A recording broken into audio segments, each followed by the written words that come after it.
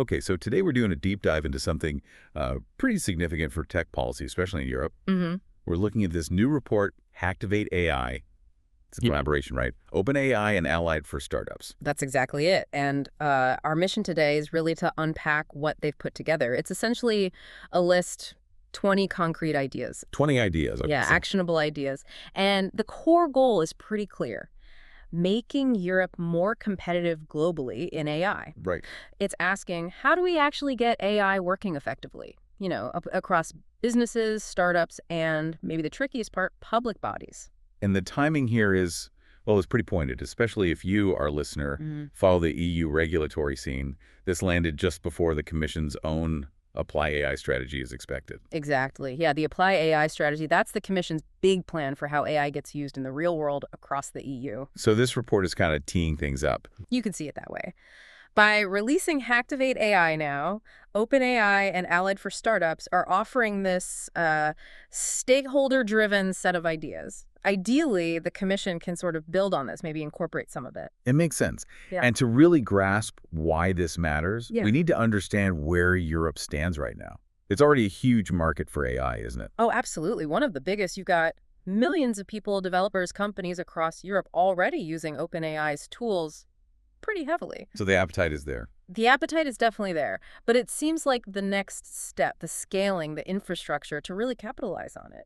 That's the focus now. And we are seeing examples of European innovation using this tech already, right? Yeah.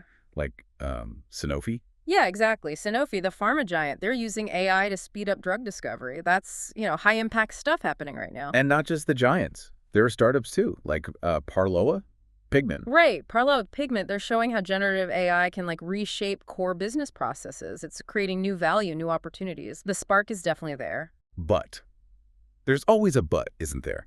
This report seems aimed at a specific problem. There is. And it's really about inconsistency and, frankly, urgency. AI adoption is growing fast overall. But if you peek under the hood, It's uneven. very uneven across different sectors. Okay, can you break that down a bit? Yeah. Where is it moving fast and where is it lagging? Well, you see quicker uptake in sectors that are already, let's say, digitally comfortable. IT, finance, some consumer tech areas. They often have the skills, the infrastructure. Makes sense. But then you look at the more traditional sort of bedrock industries, manufacturing, energy, and crucially, public services. The big employers, the core of the economy in many ways. Exactly. And these sectors, well, digital integration has often been slower. They might have legacy systems, higher costs for big changes, maybe a more cautious culture, especially with public data. And that's where the report argues the biggest potential gains from AI might actually lie. Precisely. This lag, this inconsistency across sectors, it creates this drag. And leaders are noticing, Mario Draghi, for instance, really stressed that speeding up AI adoption isn't just nice to have, it's fundamental for Europe's long-term competitiveness against, the U.S. and China. That competitiveness angle really sharpens the focus. Yeah, Okay, so yeah. that's the challenge. How did they generate the solutions? You mentioned this wasn't just a report written behind closed doors. Right. They used a really interesting method, a policy hackathon called Hacktivate AI, held in Brussels. Apparently, a first of its kind for this kind of policy work. A hackathon for policy. How did that work? They gathered about 65 people, and it was a real mix: policymakers, economists, startup founders, people from bigger companies, AI experts, a broad church. So not just the usual suspect. Exactly. And the goal was to get practical, to design actual solutions to make AI easier to adopt and use effectively, moving past just talking strategy to figuring out the how. And that led to the Hacktivate AI report with these 20 proposals we mentioned. We can't go through all 20, obviously, but let's look at the 4 key ones that seem to get highlighted most often. Sounds good. These 4 really show the report's dual focus, which seems to be on people and infrastructure. Okay. So the first one is all about people. Individual AI learning accounts. That's proposal 1. Learning accounts. So like a budget for training. Sort of, yeah. But the idea is personalized training pathways, not just generic courses, but really flexible, tailored education so workers can adapt as AI changes their jobs, making sure people can thrive, not just survive the transition. Okay, personalized pathways. But how do you ensure that actually reaches everyone? The factory worker in one country just as easily as the office worker in another? Is it publicly funded, employer funded? That's the key question for implementation, isn't it? The proposal seems to suggest a mix, maybe public money, employer contributions, working with training providers. A crucial element they stress is portability. Portability. Meaning the account belongs to the worker, not the company. So if you change jobs, your training account, your pathway goes with you. That makes the whole workforce more adaptable, and maybe employers are less worried about training someone just for them to leave. Interesting. Okay, that's the individual skills part. What about businesses, especially smaller ones? SMEs are huge in Europe, but often struggle with new tech adoption. Right, and that brings us to Proposal 3, the AI Champions Network. This is specifically for SMEs, small and medium enterprises. Now, hang on. We've heard about SME digitalization programs before, lots of them. They don't always seem to hit the mark with the really small firms. What makes this Champions Network different? That's a fair challenge. I think the difference they're aiming for is moving beyond just, say, subsidies for software. Yeah. This focuses more on tailored, sector-specific mentorship. Yeah.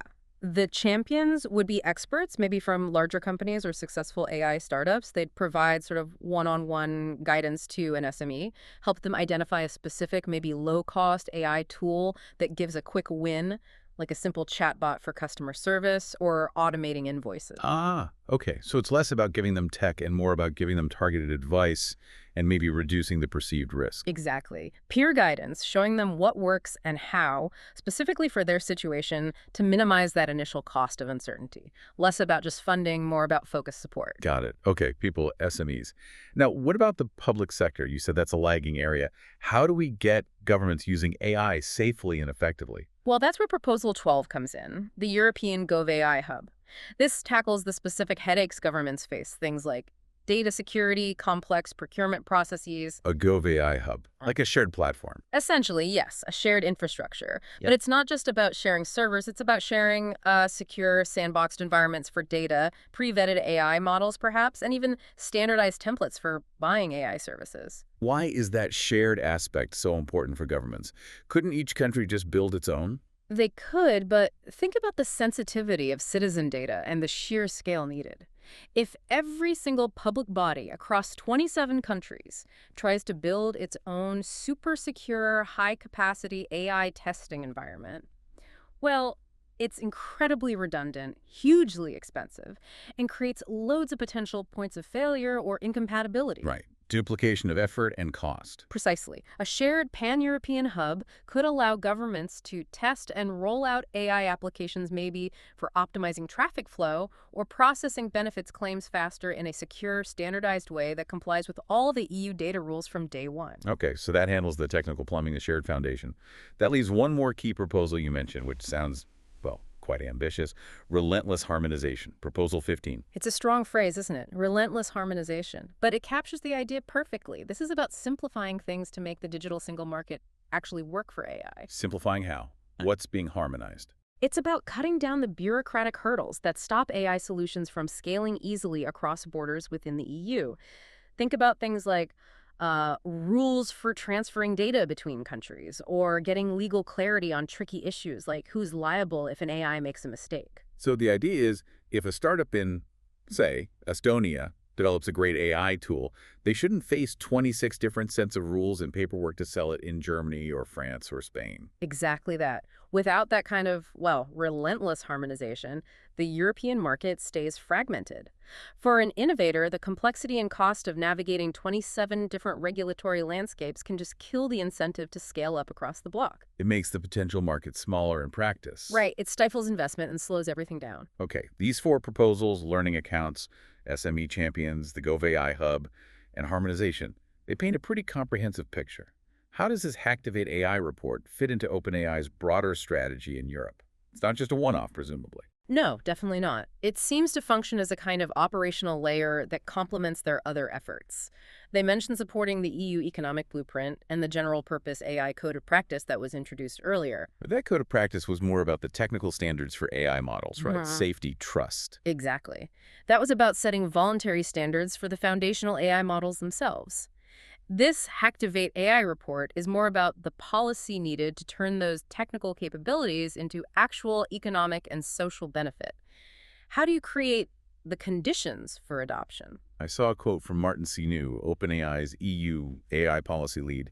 He said the hackathon was about collaboration, aiming to, and I quote, close the gap between the bloc's AI ambition and reality. That sums it up well. It's clearly signaling their hope that the Commission's upcoming Apply AI strategy will pick up some of these ideas and run with them, turning the big AI leadership ambition into concrete steps. From vision to execution plan, basically. Something like that. The vision's there. This report offers some potential blueprints for the digging. And underpinning all of this, as we touched on with learning accounts, is skills. Even with the best infrastructure and rules, if people can't use the tech. It all falls flat. Yeah, skill building is absolutely central. You see it in their other activities too, like the OpenAI Academy. They say it's reached over 2 million learners with free AI education resources. 2 million.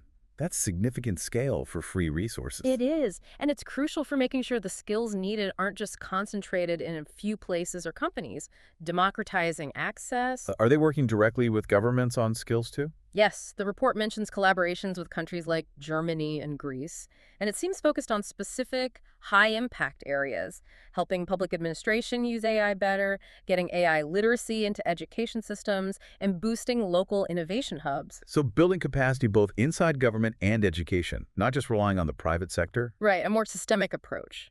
Okay, so pulling this all together, Hacktivate AI seems like a really concerted effort to bridge that gap between Europe's AI potential and the reality on the ground, connecting the dots between innovators, policymakers, educators. Yeah, the ultimate aim appears to be enabling everyone from the smallest startup to the biggest government agency to actually use AI effectively, making sure the benefits are shared widely, creating prosperity, boosting creativity. They wrap up by saying this is just the beginning, planning more partnerships. We've talked about the tech infrastructure like the GovAI hub and the regulatory cleanup through harmonization, but let's leave you, the listener, with something to chew on. Okay. If Europe manages to get the tech infrastructure right and achieves that relentless harmonization on the rules, what's the biggest cultural barrier left? Something beyond just skills or policy. What needs to shift culturally, especially in those slower-moving, maybe more risk-averse sectors like manufacturing or public services, for AI adoption to become truly broad and deep? That's a really interesting question. It touches on things like, yeah, institutional risk aversion versus the need for speed in this field. How do you balance caution with the imperative to innovate quickly? That's not something policy alone can fix. Indeed. Something to ponder as Europe gears up for its next AI chapter. Thanks for diving in with us today.